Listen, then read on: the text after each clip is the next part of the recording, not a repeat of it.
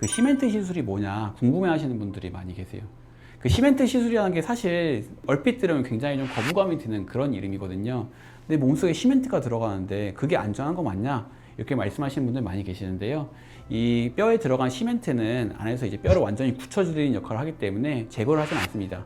몸 안쪽에 들어가고요. 그리고 이제 특별히 감염 같은 문제가 발생하지 않는 이상은 문제가 전혀 없이 척추를 단단하게 고정시켜주는 역할을 합니다. 그래서 시멘트 시술 같은 경우에는 제가 아까 보여드렸던 것처럼 이제 그 핀 박는 경로를 통해 가지고 자그마한 진행이 되는데, 요 펜 말고 펜심 있잖아요. 펜심보다 약간 좀 굵은 관을 이제 척추에 넣어 가지고 안에다가 시멘트를 넣는 식으로 진행이 됩니다. 시술은 보통은 이제 수면 마취를 해서 진행이 되는데요. 병원마다 조금 차이가 있어가지고 수면 마취를 안 하는 병원도 있고 단순히 이제 부분 마취만 해가지고 진행하는 병원도 있고 병원마다 좀 차이가 있습니다. 참고로 저희 병원 같은 경우에는 이제 수면 마취에 국소 마취를 추가를 해서 진행이 되고요. 칼은 거의 안 되게 되고 이제 관을 넣어가지고 시멘트 시술은 한 30분 정도 만에 이제 끝나게 되고 그렇게 이제 진행이 됩니다. 그 시멘트 시술 같은 경우에는 이제 위험하지 않냐 이런 걱정을 좀 많이 하시는데요. 저는 위험성에 있어서는 여러 가지 발생할 수 있는 합병증을 말씀드려요. 사실 거의 문제라고 할 수 없는 것들이 대부분인데요. 첫 번째는 이제 시멘트를 넣었는데 그 시멘트가 좀 덜 들어간 부분에서 이제 약간 더 추가로 내려앉으면서 통증이 좀 더 추가로 발생하는 경우가 있어요. 재골절이라고 하는 경우고요. 대부분 시간 지나면 점점 괜찮아지는데 뭐 정말 심한 경우에는 이제 시술을 다시 하는 경우도 있습니다. 인적골골절 말씀드렸었는데요. 흉추 12번과 요추 1번이 가장 약한데 보통은 이제 둘 중에 하나가 부러져서 오신 분들이 많고, 부러진 부분에 시멘트를 넣어서 딱딱하게 굳으면은 그분이 또 다음에 넘어졌을 때 다음에 이제 인적골이 이어져 가지고 골절되는 경우가 많습니다. 그래서 이제 한 부위를 골절 시술하신 분이 뼈가 너무 약하신 나머지 다음에 또 다쳐가지고 그 인접 부위가 다시 골절돼서 추가로 시술하게 되는 경우도 굉장히 많이 있습니다. 이런 경우는 좀 상대적으로 흔한데 사실 이제 시술의 후유증이라기보다는 좀 어쩔 수 없는 그런 부분인 것 같아요. 그래서 관리는 좀 잘 하셔야 되고요. 그 외에 이제 척추체 옆으로 해서 시멘트가 새는 경우가 있습니다.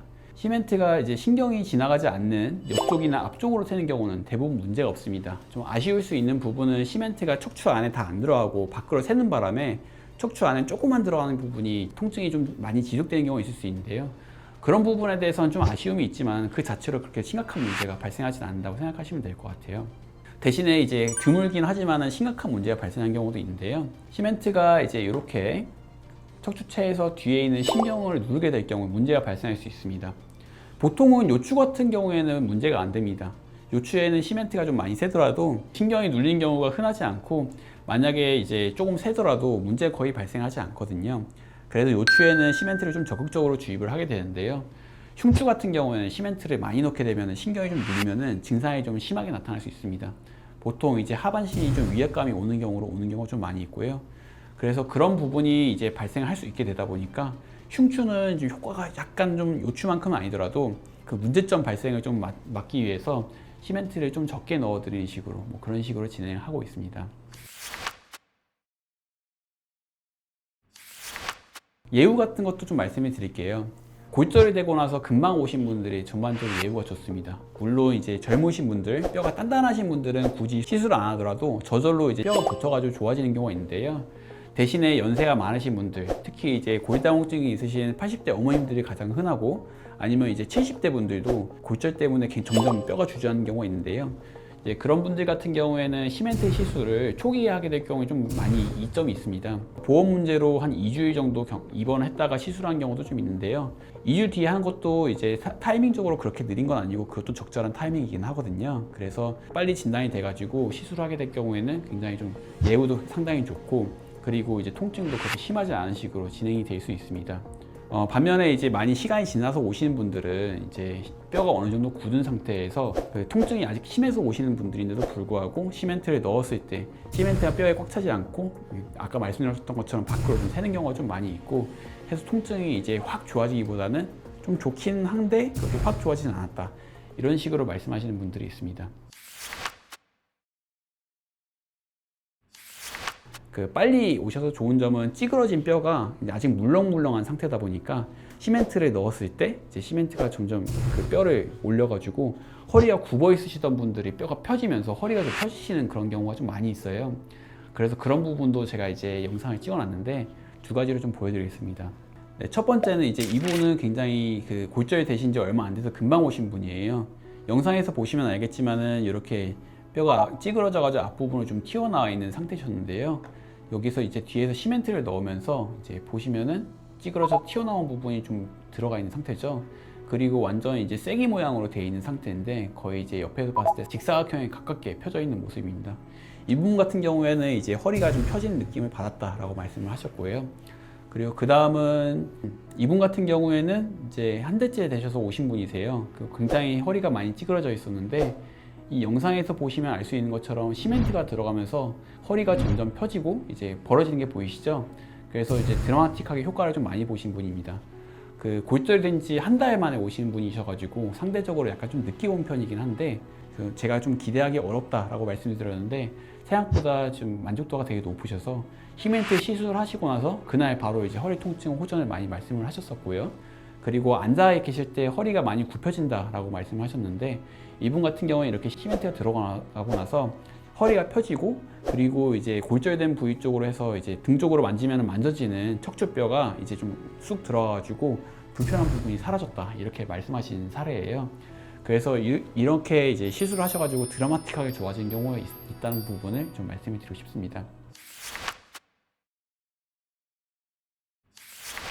네, 이렇게 해서 이제 최가원 선수랑 그리고 저희 병원에 많이 오시는 어머님, 아버님들 이제 많이 겪으시는 그런 척추골절을 말씀해 드렸습니다. 이 영상을 보신 분들 중에서 척추골절로 이제 굳이 저희 병원이 아니더라도 이제 다른 병원 응급실을 가시거나 외래로 가시는 분들이 좀 계실 거예요. 응급실로 가신 분들 중에서 심하신 분들은 더러 뭐 방출성 골절이라던가 아니 뭐 심경 압박 소견이 보여가지고 이제 크게 수술해야 된다, 뭐 이제 핀 박는 수술해야 된다 이런 식으로 설명을 들으신 분들이 많이 계실 것 같은데요. 다만 이제 핀 박는 수술 같은 경우에는 이제 척추 신경외과 의사분들, 척추 정형외과, 척추외과 의사분들이 워낙에 많이 하는 수술이기 때문에 그게 상대적으로는 굉장히 난이도가 높지 않은 그런 이제 많이 하는 수술이라고 생각을 하시면 될 것 같고요. 너무 걱정하지 않으셔도 이제 의사분들이 잘 해주실 거라고 생각이 됩니다.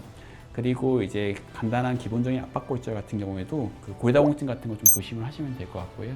마지막으로 저희 병원에서 이제 시술 받고 시멘트 시술 받고 이제 관리 어떻게 하는지 여쭤보시는 분들이 많이 계시는데 통상적으로는 이제 의사들마다 설명드린 게 굉장히 다르지만 보통 복대를 많이 찹니다. 복대를 차가지고 허리가 이제 좀 굽어지는 걸 예방하는 이제 허리 보호하는 역할을 하게 되는데요.